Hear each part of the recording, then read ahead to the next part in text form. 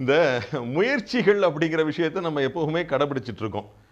எல்லாருமே முயற்சி செஞ்சுட்டு இருக்கோம். ஆனால் ரொம்ப சில பேர்களுக்கு மட்டும்தான் அந்த முயற்சி திருவினையாக்குகிறது, அதாவது வெற்றியை தருகிறது.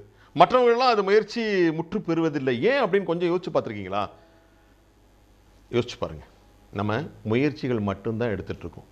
முயற்சிகள் கூட முடிவும் எடுக்கணும். முடிவு எடுத்தால் மட்டும்தான் ஜெயிக்க முடியும். நீங்கள் இங்கேருந்து சென்னைக்கு போகணுன்னு முயற்சி பண்ணிட்டு இருந்தால் வேலைக்கே ஆகாது. அதுக்கான முடிவு எடுக்கணும். நாளைக்கு காலையில் சென்னைக்கு கிளம்புறேன், நாளைக்கு சாயங்காலம் போய் அங்கே ரீச் ஆயிடுவேன், திரும்ப அடுத்த நாள் திரும்பி வருவேன் அப்படிங்கிற ஒரு முடிவை எடுங்களேன். அதுக்கப்புறம் நீங்கள் எடுக்கிற எல்லா முயற்சிகளும் கண்டிப்பாக வெற்றி பெறும்.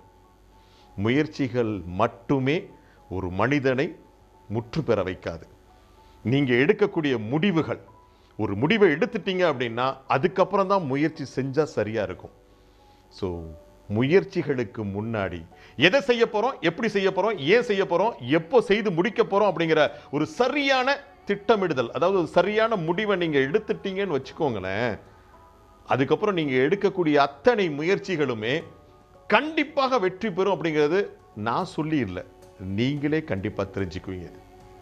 ஸோ நாளையிலேருந்து இந்த முயற்சி செய்கிறத மட்டுமே கடைபிடிக்காம முடிவெடுத்துட்டு அதுக்கப்புறம் முயற்சி செய்யலாமா?